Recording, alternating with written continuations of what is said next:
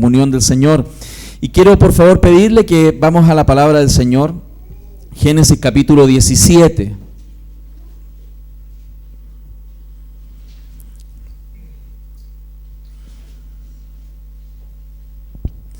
Busquen su Biblia, por favor. Si no tiene Biblia, ¿qué hay que hacer? Sentarse al lado de un cristiano que generalmente anda con Biblia. Amén. Gloria a Dios. Dice la Escritura así en Génesis capítulo 17. Era Abraham de edad de 99 años cuando le apareció Jehová y le dijo: yo soy el Dios Todopoderoso. Anda delante de mí y sé perfecto. Y pondré mi pacto entre mí y ti, y te multiplicaré en gran manera. Entonces Abraham se postró sobre su rostro, y Dios habló con él diciendo: he aquí mi pacto es contigo, y serás padre de muchedumbre de gentes. Y no se llamará más tu nombre Abraham, sino que será tu nombre Abraham, porque te he puesto por padre de muchedumbre de gentes. Y te multiplicaré en gran manera, y haré naciones de ti, y reyes saldrán de ti. Y estableceré mi pacto entre mí y ti, y tu descendencia después de ti en sus generaciones, por pacto perpetuo, para ser tu Dios, y el de tu descendencia después de ti. Y te daré a ti y a tu descendencia después de ti la tierra en que moras, toda la tierra de Canaán en heredad perpetua, y seré el Dios de ellos. Dijo de nuevo Dios a Abraham: en cuanto a ti, guardarás mi pacto, tú y tu descendencia después de ti por sus generaciones. Este es mi pacto, que guardaréis entre mí y vosotros y tu descendencia después de ti. Será circuncidado todo varón de entre vosotros. Circuncidaréis pues la carne de vuestro prepucio, y será por señal del pacto entre mí y vosotros. Y de edad de 8 días será circuncidado todo varón entre vosotros por vuestras generaciones, el nacido en casa y el comprado por dinero a cualquier extranjero que no fuere de tu linaje. Debe ser circuncidado el nacido en tu casa y el comprado por tu dinero, y estará mi pacto en vuestra carne por pacto perpetuo. Y el varón incircunciso, el que no hubiere circuncidado la carne de su prepucio, aquella persona será cortada de su pueblo, ha violado mi pacto. Dijo también Dios a Abraham: a Sarai, tu mujer, no la llamarás Sarai, sino más bien Sara será su nombre. Y la bendeciré, y también te daré de ella hijo. Sí, la bendeciré. Y vendrá a ser madre de naciones, reyes de pueblos vendrán de ella. Entonces Abraham se postró sobre su rostro y se rió, y dijo en su corazón: ¿a hombre de 100 años ha de nacer hijo? ¿Y Sara, ya de 90 años, ha de concebir? Y dijo Abraham a Dios: ojalá Ismael viva delante de ti. Respondió Dios: ciertamente Sara tu mujer te dará a luz un hijo, y llamará su nombre Isaac, y confirmaré mi pacto con él como pacto perpetuo para sus descendientes después de él. Y en cuanto a Ismael, también te he oído. He aquí que le bendeciré, y le haré fructificar y multiplicar mucho en gran manera. 12 príncipes engendrará, y haré de él una gran nación. Mas yo estableceré mi pacto con Isaac, el que Sara te dará a luz por este tiempo el año que viene. Y acabó de hablar con él, y subió Dios de estar con Abraham. Entonces tomó Abraham a Ismael su hijo, y a todos los siervos nacidos en su casa, y a todos los comprados por su dinero, y a todo varón entre los domésticos de la casa de Abraham, y circuncidó la carne del prepucio de ellos en aquel mismo día, como Dios le había dicho. Era Abraham de 99 años cuando circuncidó la carne de su prepucio, e Ismael su hijo era de 13 años cuando fue circuncidada la carne de su prepucio. En el mismo día fueron circuncidados Abraham e Ismael su hijo, y todos los varones de su casa, el siervo nacido en casa y el comprado del extranjero por dinero, fueron circuncidados con él. Amén. Seguimos en la vida de Abraham, hermanos. Seguimos viendo la obra de Dios en la vida de un hombre que Dios usó mucho. Dios usó mucho para impactar generaciones. Pero quiero introducir la exposición del texto esta mañana haciendo algunas preguntas que yo creo que son importantes, sobre todo en el contexto en el cual hoy vivimos. Si yo preguntara y nos preguntásemos en quién podemos confiar hoy día, quiénes son confiables, con quiénes podemos contar realmente en este mundo, con quiénes podemos realmente estar tranquilos de que van a responder a la hora de una necesidad en nuestra vida.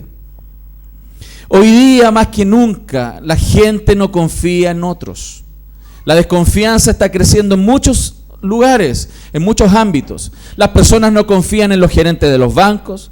Las personas les cuesta confiar en lo que su médico está diciendo. Ciertamente no confiamos en los políticos.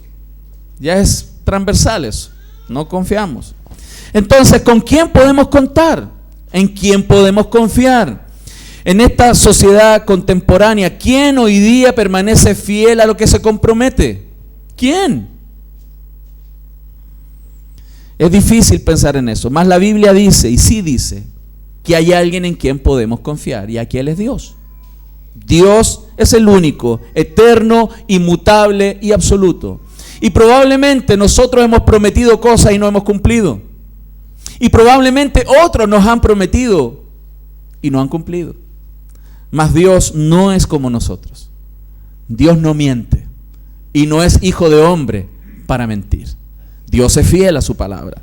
Dios es fiel a sus promesas. Dios es fiel a sus pactos, porque Dios es un Dios de pactos. Y eso es tan importante, y este texto nos introduce en una dinámica muy profunda relacionada con lo que son los pactos y la importancia de los pactos. Porque Dios, cuando Él se compromete, su palabra la cumple, porque Él no se contradice jamás. Dios es fiel a sí mismo. No solo Él es fiel a quien Él promete, sino que Él es fiel a quien promete, porque Él es fiel a sí mismo. Él no va a deshonrar su propia palabra. Él es Dios. Gloria a Dios por eso. Porque si nosotros no tuviéramos algo firme en quien apoyarnos, nuestra vida estaría perdida. Entonces, ante este tipo de preguntas, ¿en quién podemos confiar? Yo creo que hay algunas preguntas complementarias, como por ejemplo, ¿puedo estar entonces seguro de que Dios va a cumplir lo que Él ha prometido de llevarme a vida eterna? Si yo soy un hombre infiel y he pecado, Dios, a pesar de mis errores, ¿va a permanecer fiel? A pesar de yo ser un hombre duditativo y que mi corazón a veces fluctúa en condiciones adversas a la vida y me hacen pensar a veces de que Dios no estuviera ahí, a pesar de esa realidad de mi corazón, ¿Dios será fiel? ¿Dios será fiel? ¿Qué pasa si decepciono a Dios profundamente? ¿Dios seguirá ahí? Yo creo que son preguntas que a veces nos hacemos. Y en este contexto son cosas que probablemente Abraham tendría que haberse preguntado, porque Dios le prometió a Abraham ser fiel con él. Dios le dijo en el capítulo 12 que él sería bendición, que él sería padre de multitudes, que él haría muchas cosas, que él sería bendito y sería bendición para todas las generaciones de la tierra. Pero él fracasó.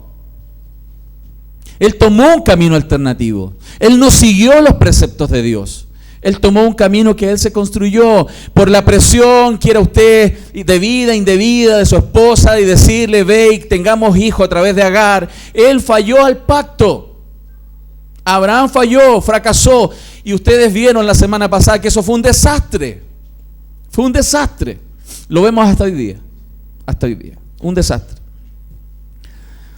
Pero ahora en Génesis 17, es bueno preguntarse, ¿Dios todavía permanece fiel? Y quiero que usted entienda el contexto. Estamos 13 años después del evento en que él falló. Él llevaba 10 años esperando tener un hijo y ser bendición con su esposa. 10 años que Dios no respondía aún, y él tomó un camino alternativo y tuvo un hijo con Agar. 13 años después, Dios le aparece nuevamente. Dios aparece en la vida para poder retomar el cumplimiento de esas promesas que Dios ha hecho a hombres infieles como Abraham, como también lo somos nosotros. Porque Dios es un Dios de pactos. Dios es un Dios de pactos. Por eso vamos a hablar esta mañana de lo que son los pactos. Vamos a hablar en primera oportunidad sobre las relaciones de pacto. ¿Qué significan los pactos? ¿Qué es importante? Porque Dios se relaciona de esa manera y tenemos que entender qué eso significa para nosotros también. ¿Cuáles son los efectos del pacto? Entendiendo en la realidad de personas como nosotros. Y también la amplitud, ¿qué es lo que abarca el pacto hecho por Dios? ¿Hasta dónde Dios está pensando cuando Dios se compromete? Entonces, vamos a hablar de las relaciones de pacto. Y es importante y necesitamos explicar porque no siempre estamos tan familiarizados en el occidente con esta idea de pacto. No es tan familiar, ¿no? Nosotros sí entendemos compromiso, uno se compromete y toma acuerdos. Pero la idea de pacto bíblica es un poco diferente a lo que nosotros pensamos como acuerdos y compromisos. En ese sentido, el texto es muchísimo más fuerte en la idea de lo que significa este nivel de compromisos. Un ejemplo típico de un pacto con la idea bíblica es la idea de un gran emperador y un rey que toma el control de una nación débil y pequeña. Y ese rey de esa ciudad, de ese país débil o pequeño, tiene que entrar en un tipo de acuerdo con el emperador, con el rey mayoritario, pero sin condiciones. Y ese tipo de relación pactual es la idea que la Biblia nos muestra, donde hay un gran rey soberano y nosotros que somos débiles, necesitamos, por supuesto, la benevolencia y la ayuda de aquel rey mayoritario, pero al mismo tiempo Dios nos pide a nosotros lealtad frente a sus compromisos. Dios Supremo se acerca a nosotros, personas débiles, se acerca a nosotros para hacer un compromiso con nosotros. Y Dios espera de nosotros fidelidad, lealtad a aquel Dios que viene sobre nuestras vidas. Por eso, cuando hablamos de los pactos, en primer lugar, significa que nosotros, los pequeños, los débiles, no podemos establecer nuestros términos en la relación con Dios. La idea bíblica es que los pactos no son negociables. No es que viene Dios y establece un pacto con Abraham y Abraham puede negociar las condiciones. La idea bíblica de un pacto es una definición unilateral de aquel soberano Dios con aquel que es pequeño y necesita de la protección de este soberano. Imagínese en una condición humana, si un rey todopoderoso, muy grande, muy poderoso, se acerca a un rey pequeño que tiene apenas un par de pistolas para poder defenderse, y este rey soberano tiene gran potencia y autoridad, y viene el rey pequeño y le dice, bueno, ya, ok, me rindo, hagamos un trato, pero mira, te quiero decir que las condiciones de esta relación yo las voy a guiar. Yo voy a poner las condiciones, quédate ahí. Tú eres soberano, pero déjame decir algo, pues. Yo voy a plantear las condiciones, no vengas a exigirme. Cuando nosotros vemos esta analogía, quizá un poco ridícula, no es tan extraño como nuestro corazón tiende a rebelarse frente a la realidad de que hay un Dios que nos está pidiendo ciertas condiciones para vivir. Una intransigencia de ese tipo en un rey pequeño con un soberano de la tierra le hubiera causado la muerte. Que alguien que ha sido gobernado y tomado por posesión de un imperio grande y le viene a poner condiciones al emperador, no lo cuenta dos veces. No lo cuenta. Y es importante esa idea. ¿Por qué motivo?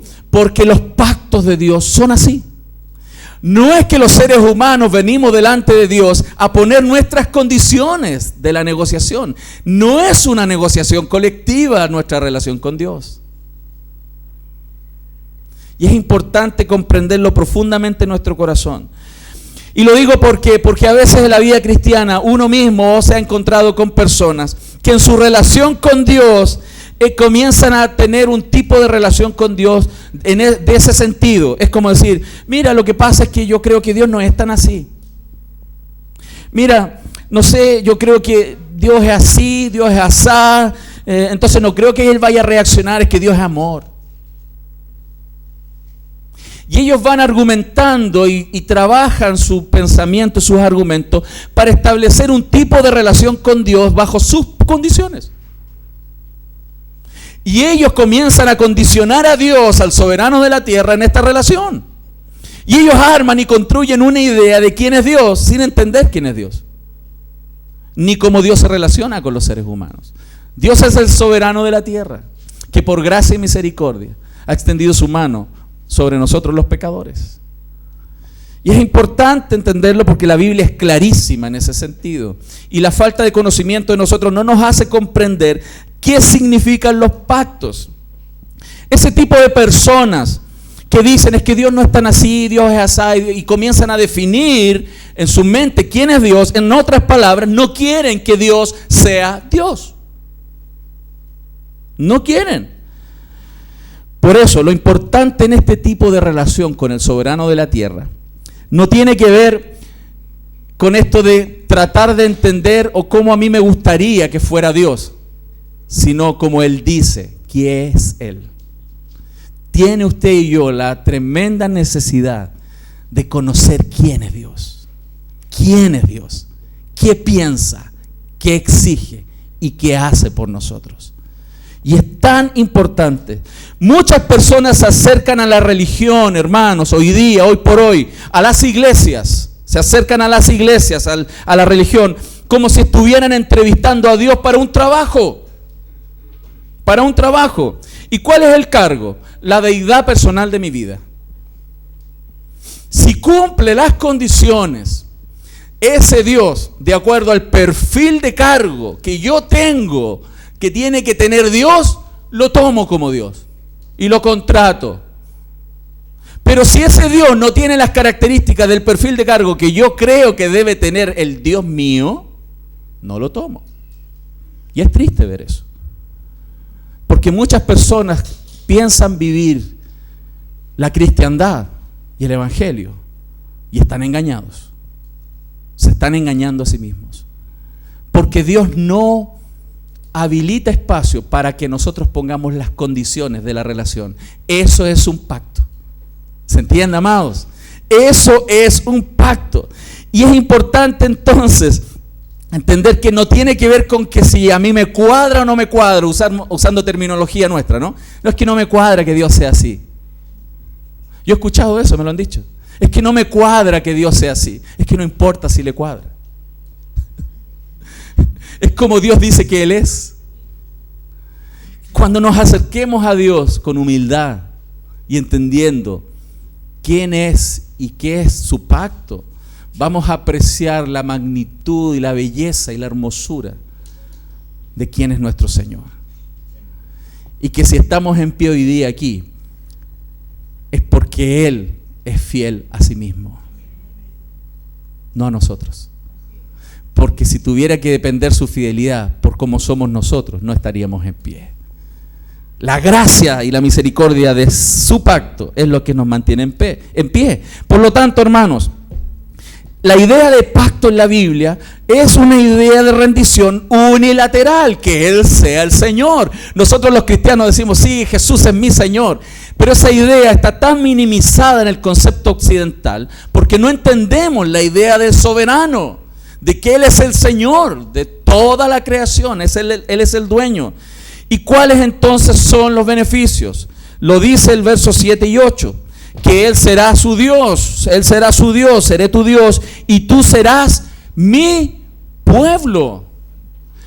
Y esa frase tan simple, es tan profunda, hermanos, que este Dios grande y soberano Dios, sea nuestro Dios, aquel que tiene el poder y la gloria por los siglos de los siglos, amén, sea nuestro Dios y nosotros seamos su pueblo.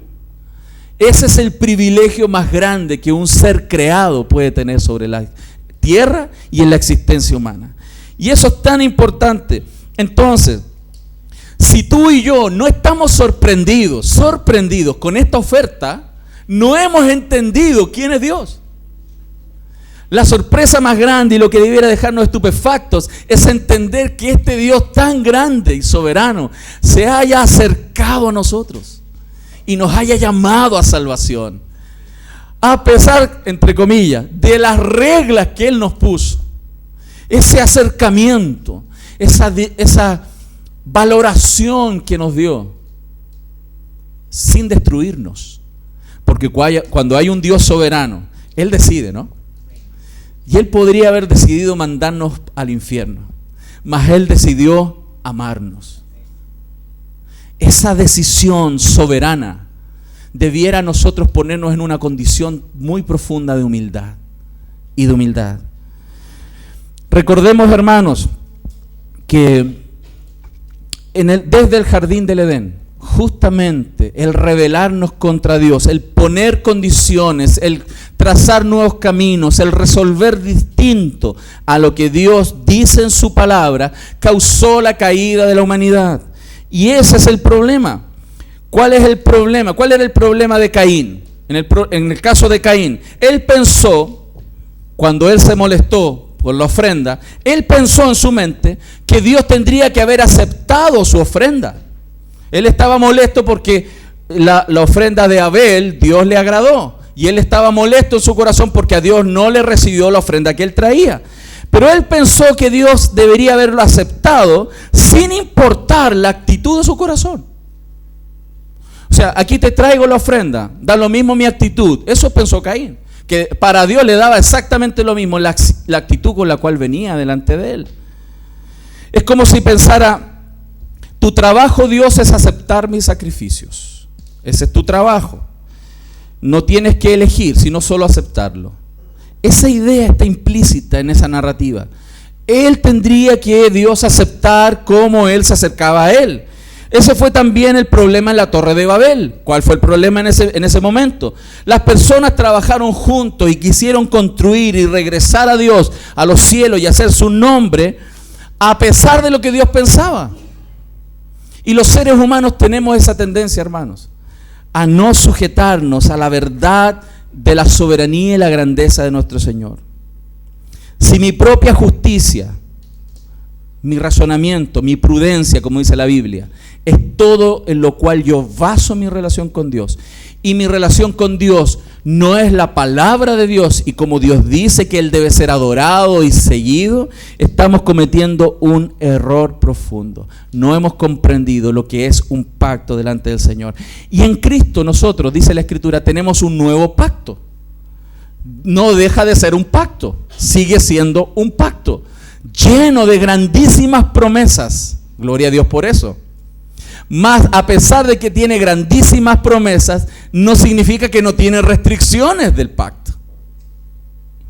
Porque sigue siendo Dios de pactos. Y es importante comprenderlo. Entonces, esta parte del mensaje cristiano no es fácil de transmitir. Porque lo que normalmente se transmite del mensaje del Evangelio es: ven a Dios porque Dios te va a resolver los problemas, ven a Dios, pare de sufrir, ven a Dios porque todas tus complicaciones vas a vivir lleno de gozo y de alegría y ninguna cosa vas a tener que padecer, ven para acá y deja tus lucas. Hermano, eso no es Evangelio. Y la parte más compleja de mostrarle a las personas es que nosotros no nos dirigimos automáticamente al cielo, porque hay un pacto de por medio, hay un pacto real, divino, y Dios nos está enfrentando a la verdad de esta relación que tenemos con Él, y tenemos que abrir nuestro corazón, como Abraham en ese minuto tuvo que reconocer, y él tiene que haber pensado en todos estos 13 años después de cometer su pecado y de fallar delante del Señor, cómo él tendría que enfrentar al Dios de pactos, porque él rompió el pacto, él rompió. El apóstol Pablo afirma en 1 Corintios 1, 27 al 29, sino que lo necio del mundo escogió Dios. Aquí hay uno. ¿Para qué? Para avergonzar a los sabios. Y lo débil del mundo escogió Dios. Aquí hay uno. Para avergonzar a lo fuerte. Y lo vil del mundo. Aquí hay uno. Escogió Dios. Y lo menospreciado escogió Dios. Y lo que no es, para deshacer lo que es, a fin de que nadie se jacte en su presencia. Lo que la Escritura nos está mostrando es que el pacto que Dios hace es totalmente unilateral y que Él se acerca a personas que, según la propia Escritura, nos está diciendo que no somos sabios, que somos débiles, que somos viles y muchas veces menospreciados en este mundo. No somos lo que debiéramos ser, mas aquellas personas Dios escogió para este pacto. Hermanos, durante estos 13 largos años, al final de Génesis capítulo 16 y el comienzo del capítulo 17, Abraham tuvo mucho tiempo para reflexionar, tuvo tiempo para pensar sobre su fracaso. Y probablemente tú y yo hemos tenido tiempo para reflexionar sobre las cosas que no hemos hecho bien. Y que sabemos que delante de Dios no estuvieron hechas como Dios quería. A pesar de todo eso, hermanos, a pesar de este fallo tan grande de Abraham, Dios vuelve a aparecer en su vida. Dios podría haberlo desechado, como Dios podría desecharnos a nosotros. Mas Dios volvió. Dios volvió. ¿Por qué? Porque las promesas de Dios, hermanos, no son destruidas por el fracaso del hombre. Eso es parte del pacto. Eso es parte del pacto, porque nuestro Dios es un Dios de gracia en medio de ese pacto. Entonces, es necesario comprender que debemos reconocer el fracaso como Abraham lo hizo, pero al mismo tiempo extender nuestra mano por la necesidad de la gracia de Dios que tenemos dentro de este pacto. Cuando Dios obró, y en los capítulos anteriores que estudiamos cuando Jonathan predicó, Dios pasó por el medio de los animales cortados para ser Él el cumplidor, una señal de que Él, a pesar de la incapacidad humana, Él iba a cumplir el pacto. Él es Dios de pacto, Él cumple y Él lleva adelante sus promesas a pesar de nosotros. Mas Dios espera una respuesta. Entonces, imagínate si alguien está diciendo, sí, estoy casado, pero no dejo que esa relación de matrimonio cambie mi vida. Yo me caso con esta mujer, pero no voy a dejar que ella me transforme. No voy a dejar que ella me cambie. Hago lo que quiero con mi dinero, ahora que estoy casado igual, hago lo que quiero con mi tiempo. Y no paso tanto tiempo con mi esposa, y si hablo con ella de vez en cuando, y solo cuando necesito algo de ella. ¿Quién entiende una relación así? ¿Se entiende una relación así? Ridículo. Una relación de matrimonio es una relación que va a afectar mutuamente. Vamos a ser transformados en la relación. Vamos a pasar tiempo. Sería una forma bastante extraña, hermanos, de comportarse en una relación. Con mayor razón cuando entendemos qué es un pacto. ¿Qué es el pacto de Dios? ¿Cuál es el tipo de relación que Dios quiere tener con nosotros?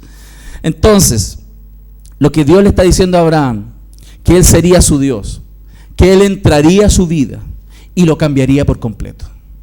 Cuando Dios entra en la vida de alguien, no solo viene a bendecir, sino también a cambiar por completo, por completo. Ese es el tipo de relación que Dios sostiene mediante su pacto. La relación de pacto es una relación de transformación. Cuando Él llega a la vida, la cambia por completo. Entonces veamos cuáles son los efectos del pacto. El segundo punto, vamos a analizar los efectos de este pacto que Dios quiere hacer con su pueblo. Porque Dios tomó a Abraham, recuerden, Abraham estaba en Ur de los Caldeos, sin Dios y sin esperanza en el mundo. Mas Dios se le acercó y hizo un pacto con él. Pero ese pacto es un pacto que lo va a transformar. No solo Dios quiere que él sea bendición y sea bendito, sino además sea transformado en esta relación. Y eso es lo que Dios está haciendo. Y lo hemos visto a lo largo de los capítulos y seguiremos viéndolo. Por lo tanto, hermanos, si tú y yo nos consideramos receptores del pacto de Dios, primero tenemos que reconocer nuestra pecaminosidad, nuestra incapacidad, nuestra propia necesidad de Dios profunda y asombrosa. De la gracia de Dios. Necesitamos de la gracia del Señor. Necesitamos de su ayuda. Y por supuesto, cuando entendemos que Él está dispuesto a entablar una relación con nosotros. ¿Y por qué suena quizás un poco duro el mensaje de hoy? Porque a veces pensamos que a Dios podemos ponerle condiciones. A Dios no se le ponen condiciones. Nunca en la Biblia habla ese espacio. Por eso nuestra relación con Dios debe ser una relación que va a llevarnos a un proceso de humillación y humildad frente al Señor. ¿Frente a quién es Dios? Por eso, siempre en una relación de pacto con Dios, Dios nos está preguntando si estamos dispuestos y preparados para que Dios cambie nuestras vidas, para que Dios transforme lo profundo de nuestro corazón. Porque Dios, cuando se acerca y hace un pacto, Él quiere cambiarnos para su gloria. Y por supuesto, hermanos, para beneficio nuestro, de nuestras familias y nuestras descendencias. ¿Qué significó para ellos someterse a Dios en el caso de Abraham y Sarai? ¿Qué significó? Cuando Dios llegó a su vida, lo primero que hizo, Dios cambió sus nombres, hermanos. Dios cambió sus nombres. Abraham se llama ahora Abraham. Sarai se llama Sara. Y uno dirá, ¿qué tanto? ¿Qué tanto? Pero hermano, te imaginas, dice el verso 5, y no te llamarás tu nombre Abraham, sino que será tu nombre Abraham, porque te he puesto por padre de muchedumbres. Verso 15, dijo también Dios a Abraham, a Sarai, tu mujer, no la llamarás Sarai, mas Sara será tu nombre. Esto no es extraño en la Biblia ni en las culturas antiguas. Cuando un rey, gran rey, soberano, conquistaba a otro reinado y lo tomaban como esclavos y parte del imperio, no era raro que los reyes cambiaran los nombres del rey antiguo. Por un ejemplo, en Segunda de Reyes 24:17, dice que el rey de Babilonia puso por rey en el lugar de Joaquín a Matanías, su tío, y le cambió el nombre por el de Sedequías. O sea, no es raro en la cultura antigua que cuando un soberano tomaba el control, cambiaba el nombre de las personas porque les daba una nueva naturaleza, una nueva identidad en la nueva relación. ¿Qué demostración? Fíjense, que alguien llegue en una relación y te cambie el nombre, ¿qué habla? ¿Qué nos dice? Es una demostración de control. ¿Te imaginas tú que te llamas Juan y viene alguien y te dice, ya no te voy a llamar más Juan, te voy a llamar Joaquín? Y mañana en la mañana viene Joaquín, ven para acá. ¿Qué? Me llamo Juan. No, Pedro. No, Joaquín te llamas ahora. Qué extraño, ¿no? Que alguien venga y te cambie el nombre. Y más encima, que el nombre tuyo ahora signifique padre de multitudes y no tienes ni un hijo tuyo, ¿no? Engendrado por ti. Del pacto, ¿no? Y te dice padre de multitudes. Y vas por la calle y te dicen, ¿cómo te llamas? Abraham.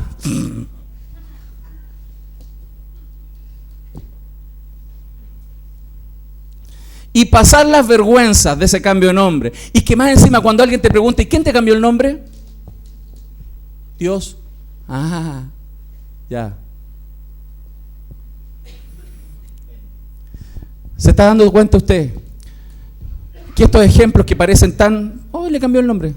Hermano, es una demostración de control y dominio absoluto de quién es Dios. Dios no es nuestro perrito faldero.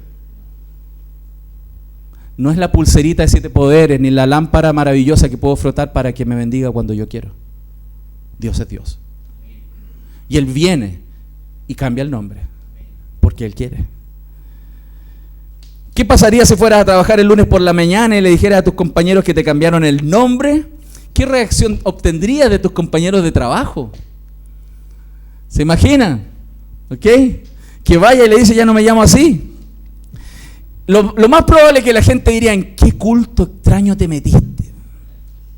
¿Qué secta rara? ¿Qué están fumando ahí en esas reuniones? ¿Saben lo que sucede? Que cuando uno se acerca al Dios de pacto, la obediencia a Dios, como la Biblia lo muestra, consume toda nuestra vida. Lo abarca todo, no una parte. Él es el Señor. A partir de entonces, cada vez que se pronunciaran los nombres nuevos de ellos, Abraham y Sara, se recordarían primero que no son sus nombres originales y que además le pertenecen ahora a Dios, al Señor. Segundo, ¿Qué otro efecto tuvo el pacto? Lo segundo es que Dios le dijo, ve y circuncídate. Uy, ya me dio cosa más. ¿Se imagina? Que venga Dios y te dice ahora, te cambio el nombre y más encima el prepucio tuyo y el de tus hijos, todos los hombres de tu familia y todos los nacidos en casa, incluso los extranjeros que vengan a ser prosélitos tuyos y se meten contigo y viven ahí, que los compraste de esclavos, también circuncidados. Todos. Es otra demostración de control. ¿Se fija? Dios dice, y circuncidaréis pues la carne de vuestro prepucio y será por señal del pacto entre mí y vosotros. Esa marca, esa seña en el cuerpo, no, ¿qué es lo que nos está diciendo? Que cuando viene Dios a nuestra vida, Dios se mete tan profundo en nuestro corazón, nos cambia el nombre, viene a influenciar toda nuestra vida, incluso en cosas tan íntimas como la circuncisión del prepucio. Por lo tanto, nos está mostrando que la religión que vamos a vivir y practicar no es una religión de domingo. Es una religión que impacta toda nuestra vida, todos nuestros días. No solo el domingo en la mañana, toda nuestra vida. No se aleja nunca, no se aleja el lunes. Es el Dios de pactos de toda la semana y de toda nuestra vida. Eso nos está mostrando estas señales. Te vamos a poner una marca que vas a llevar en todo lugar. Tú no te perteneces, le perteneces al Señor. Eres del pacto con nuestro Señor. Entonces, esta fe a la cual Dios llamó a Abraham fue una fe que penetró todas las áreas, incluso las más personales de su vida íntima, su vida sexual. Todo fue impactado por Dios. Y ahí hay preguntas para nosotros. ¿Qué pasaría con nosotros al respecto? ¿Qué pasa con nosotros? ¿Qué pasa en tu corazón? ¿Tu fe cristiana gobierna cada área de tu vida? Incluso las cosas más íntimas como tu vida sexual. ¿Dios está ahí gobernando tu vida sexual? ¿O es el Dios circunstancial? Es aquel Dios al cual yo le pongo las condiciones y cedo de a poco mi vida. ¿Quién es Dios para ti? ¿Gobierna Dios tu trabajo y tu casa? ¿Gobierna Dios tus finanzas, tu mente, tus proyectos, tus ambiciones? Porque cuando Dios llega como soberano, Dios quiere todo, no una parte. Y eso es tan importante meditar, hermanos. En esta nueva relación de pacto con Dios, ninguna área de nuestra vida no va a ser topada por Dios, hermanos. Y a quienes nos resistimos más duro se nos va a hacer. Si yo les preguntara, ¿a ustedes les gustaría enfrentarse con Dios en una pelea? No, yo no. Voy a perdedor. No alcanzaría ni a decir, ni ay, no alcanzaría ni a terminar el ay. Más generalmente los seres humanos somos tan soberbios que enfrentamos a Dios con nuestras condiciones. La Escritura nos muestra en 2 Corintios 10:5, derribando argumentos y toda altivez que se levanta en contra del conocimiento de Dios y llevando cautivo todo pensamiento. ¿A qué? A la obediencia a Cristo. Porque el pacto incluye nuestra alma, nuestra mente, nuestro corazón, sujeto al Señor de la creación. Fíjense, no es tan extraño que nosotros, y lo conversábamos esta mañana en el repaso del examen de la confesión de fe, sobre cómo los seres humanos estamos generalmente en esta relación con Dios. Una de las cosas más comunes que los cristianos hacemos es preguntarnos, Señor, ¿qué quieres tú para mi futuro? ¿Qué me vas a deparar? ¿Qué quieres que haga? Señor, por ejemplo, en el área de mis relaciones amorosas, ¿qué decisión tengo que tomar? Esta persona que está ahí, que me gusta, ¿es la que tú quieres para mi vida? Este negocio, este trabajo es el que tú quieres para mi vida. Y uno está siempre en esa dinámica de estar pensando en las cosas que Dios no ha revelado aún, pero esperamos que vengan. Y estamos siempre tratando de encontrar la voluntad de Dios y que Dios se revele. Más Deuteronomio 29:29 dice, las cosas secretas son de Dios, no son nuestras. Pero los cristianos gastamos horas pensando en qué Dios va a pensar y deparar para nosotros. Pero Dios dijo, las reveladas, su palabra. Son para nosotros y para nuestros hijos. Y los cristianos estamos siempre intentando buscar un camino alternativo, pensando que Dios nos va a conceder algo y que Dios va a obrar en función de mis gustos. Sin embargo, Dios dice, cumple mi pacto. Una persona que se quiere unir en yugo desigual, pensando que Dios va a convertir a la persona, está pasando por alto que Dios es soberano y dijo cómo tenemos que vivir. Pero Él está construyendo rebeldemente un camino alternativo, como Abraham lo hizo cuando se metió con Agar. Y por eso muchas veces sufrimos consecuencias, ¿se fija? Porque Dios es soberano. Vuelvo a repetir, yo no sé cuán grande hoy es en tu corazón Dios. No sé qué tan grande piensas que Él es.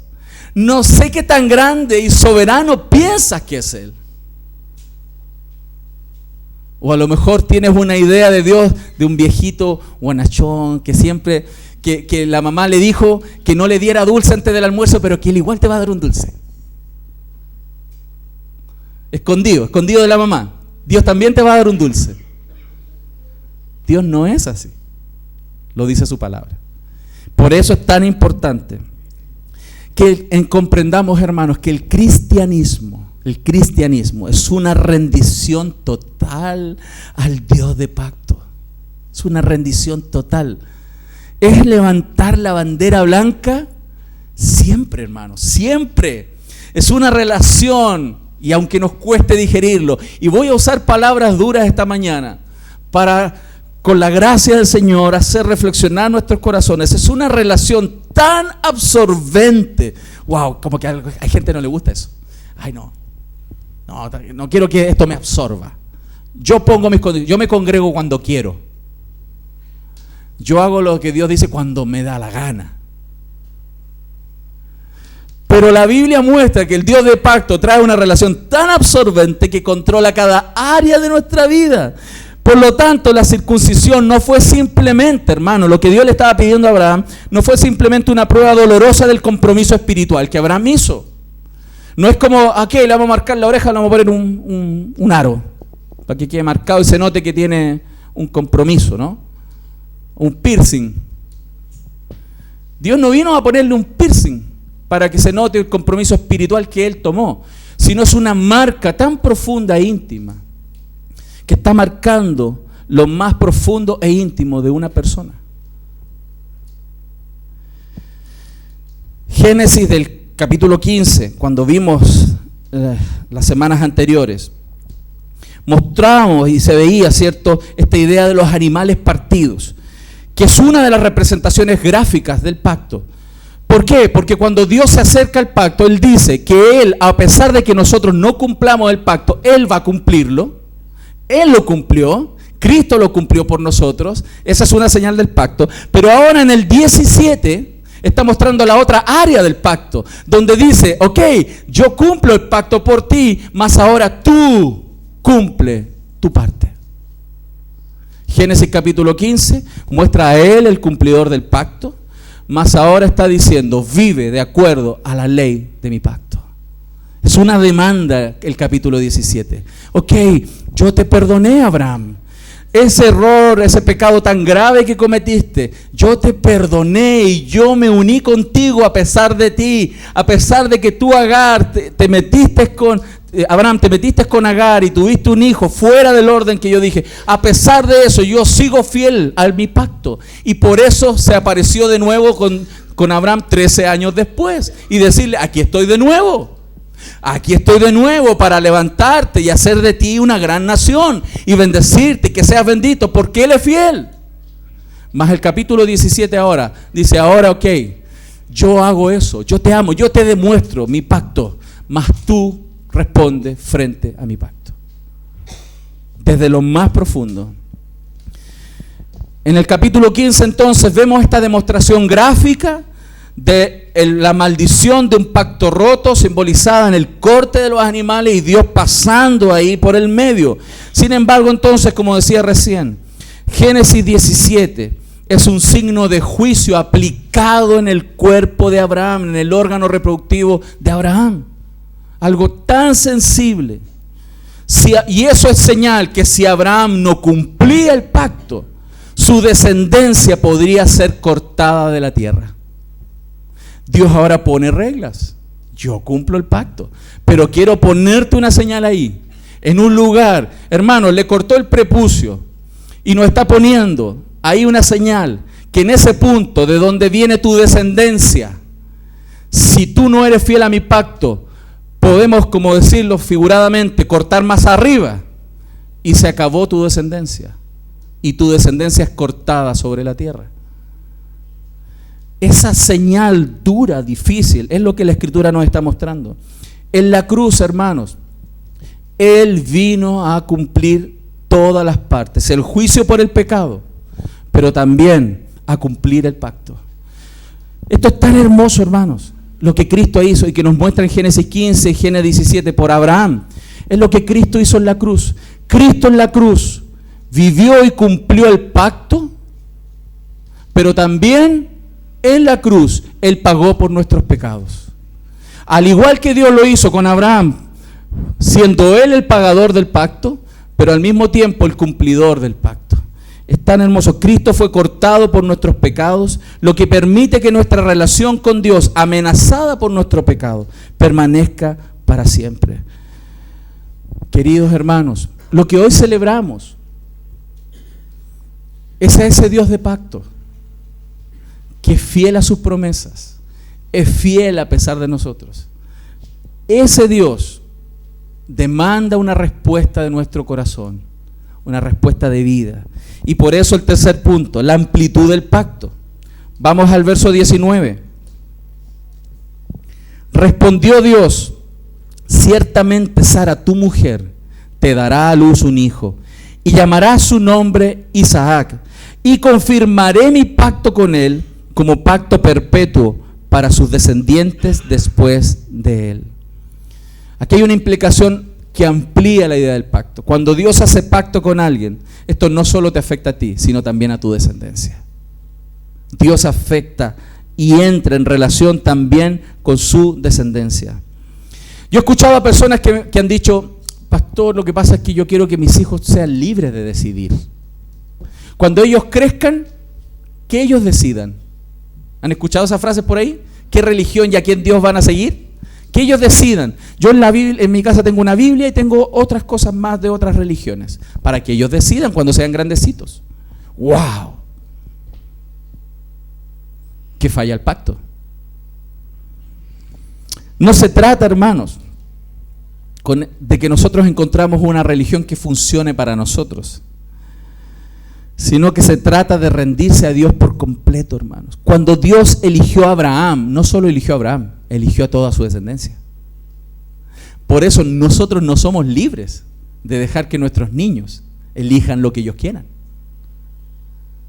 Porque cuando Él entra en pacto con nosotros, entra en pacto con nuestra descendencia. Y por eso fíjense, por eso cada niño que nacía tenía que ser circuncidado al 8º día. Porque Dios no quería dejar libre a aquella descendencia que Dios estaba preparando. Los padres tenían que al 8º día circuncidarlo para ser parte del pacto, parte del pueblo de Dios, al 8º día. Porque no había opción. O éramos circuncidados o no. ¿Y qué dice? Lo leímos recién. Cuando alguien no era circuncidado, ¿qué decía Dios? Que sea cortado del pacto. Porque Dios quiere a nuestra descendencia. Dios quiere una familia, quiere un pueblo grande que no se pueda contar. Y eso incluye nuestra descendencia. Entonces, ¿la circuncisión salvaba a las personas? No los salvaba. Ellos eran circuncidados al 8º día, pero llegaba el momento en la relación con la religión de sus padres, donde ellos por la gracia de Dios eran alcanzados para salvación. Dice el verso 17: entonces Abraham se postró sobre su rostro y se rió, y dijo en su corazón: a hombre de 100 años ha de nacer hijo, y Sara ya de 90 años ha de concebir. Y dijo Abraham a Dios: ojalá Ismael viva delante de ti. Respondió Dios, ciertamente Sara tu mujer te dará a luz un hijo y llamará su nombre Isaac, y confirmaré mi pacto con él. Pacto perpetuo para sus descendientes después de él. Fíjese cómo Dios está pensando no solo en ti, sino inmediatamente en tu descendencia, para siempre. Porque Dios es un Dios de pacto. Nuestro Dios ha revelado y se ha revelado a lo largo de toda la Escritura como un Dios de pactos, fiel a nosotros y a las familias nuestras. No solo como individuos. Por eso tenemos que pensar la responsabilidad que tenemos delante de Dios como padres para cumplir el pacto que Dios pide, de traer nuestros hijos a Dios y llevarlos por los caminos del Señor. De esa manera estamos conscientes de que el único que puede salvar a nuestros hijos es el único Dios verdadero. Y no hay otro. Y no hay otro, hermanos. Entonces,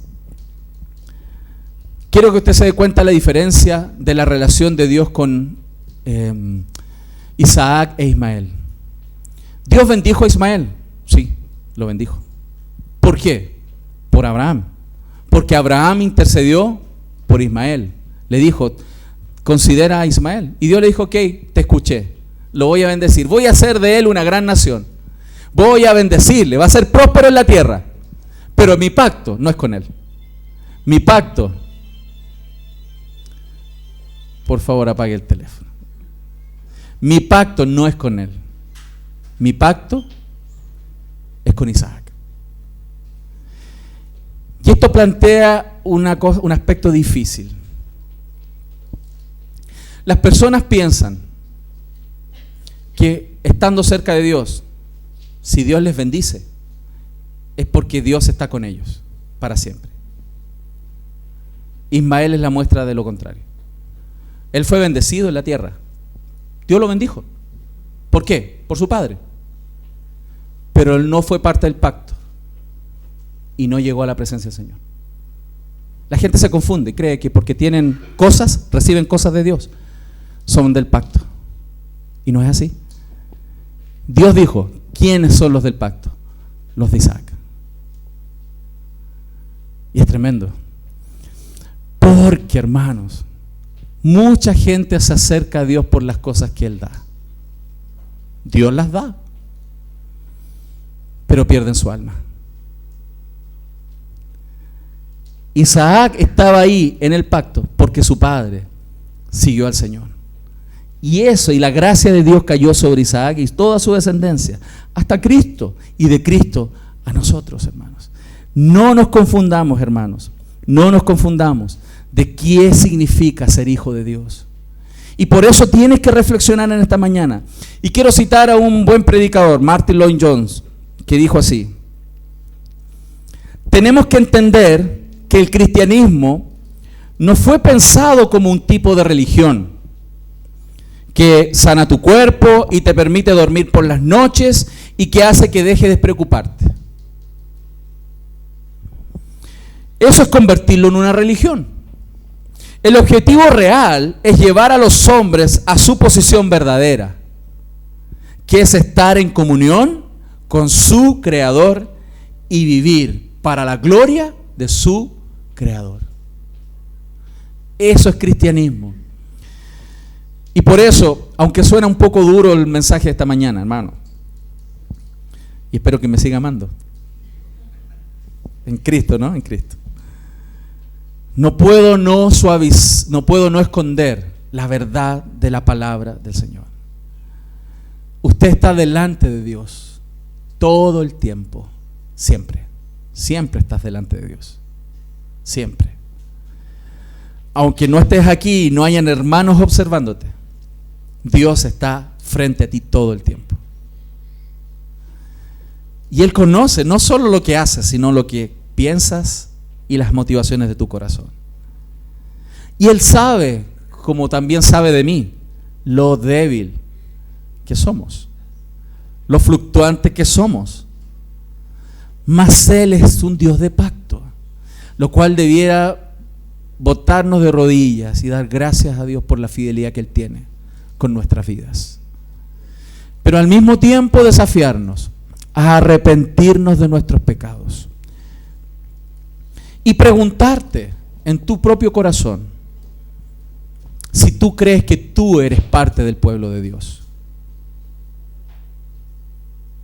Pregúntate tú mismo si tú eres parte del pueblo de Dios. Porque quizás creciste en la iglesia.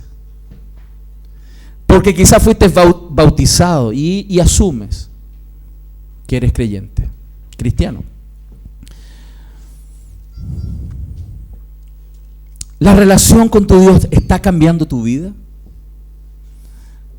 Porque si la relación con Dios no está cambiando profundamente tu vida, hay que preguntarse si estás en pacto con Él. Y ahí enfrentar la decisión: ¿vas a vivir sin Dios en el mundo o vas a volver al Señor? ¿Vas a sufrir las consecuencias de estar lejos de Dios a pesar de estar en una iglesia? ¿O vas a acercarte a Él humillado y arrepentido cada día, agradecido por la misericordia del Señor? En esta mañana quiero hacer un llamado al arrepentimiento.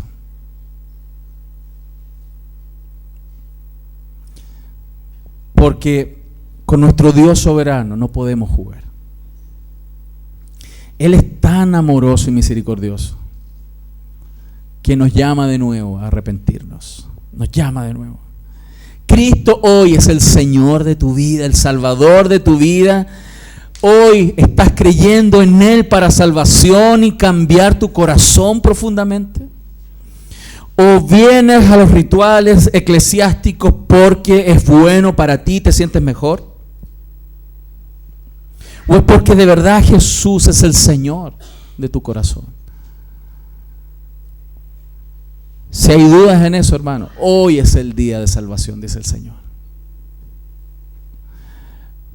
He podido ver a personas de años de iglesia nacer de nuevo. Si hoy tu corazón, Dios está hablando, hermano, si tú crees que necesitas arrepentimiento y fe y creer en el Evangelio y entrar en este pacto y recibir con humildad al Señor, la Biblia dice, si creemos que Jesús es el Señor, somos salvos. Si recibes a Jesús y crees en el Evangelio y aceptas que Él es el Señor de tu vida, dice la Biblia, serás salvo. Me gustaría pedirles que puedan orar y cerrar sus ojos si gusta. Y que podamos orar delante del Señor. Y que este mensaje del pacto y de la soberanía de Dios nos haga comprender la necesidad profunda que tenemos de Él. Señor amado, en esta mañana